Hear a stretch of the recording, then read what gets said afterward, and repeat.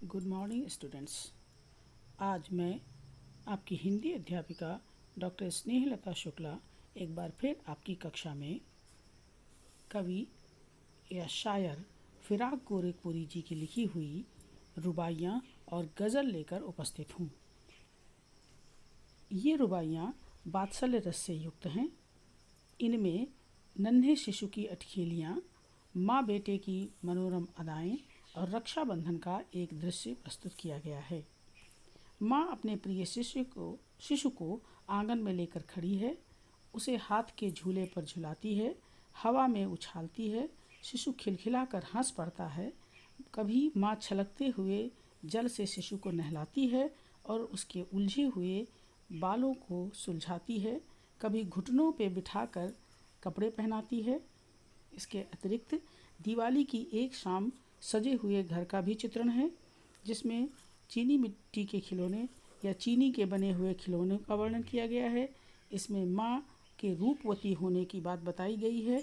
बच्चे के लिए घरौंदे का महत्व कितना होता है यह समझाया गया है। कभी कभी बच्चा अपने खिलौने के लिए माँ से रूठ जाता है और माँ किस प्रकार अपने बच्चे को मनाती है, इस बात को भी दर्शाया गया है। और सबसे महत्वपूर्ण इसमें भाई बहन के प्यार को प्रदर्शित करते हुए रक्षाबंधन के त्यौहार की सुंदर प्रस्तुति की गई है। कविता इस प्रकार है। आंगन में लिए चांद के टुकड़े को खड़ी, हाथों पे झुलाती है उसे गोद भरी। रह रह के हवा में जो लोका देती है, गूंज उठती है खिलखिलाते बच्चे की हंसी।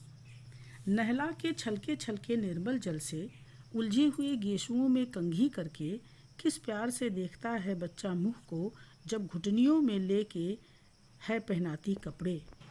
दीपावली की शाम घर पुते और सजे, चीनी के खिलौने जगमगाते लावे। वो रूपवती मुखड़े पे एक नर्म दमक, बच्चे के घरौंदे में जलाती है दिए।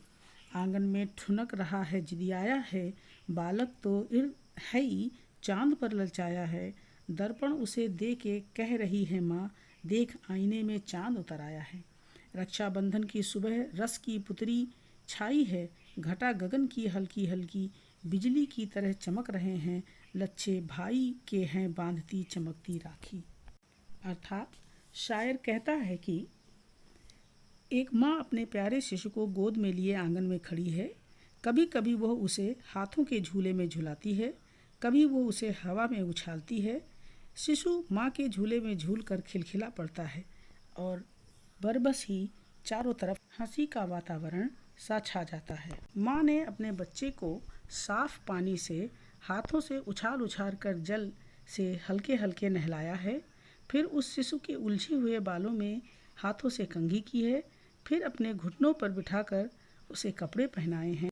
शिशु अपनी माँ के मुख की ओर बड़े प्यार से निहारता है और यह दृश्य बहुत ही मनोहर बन पड़ा है।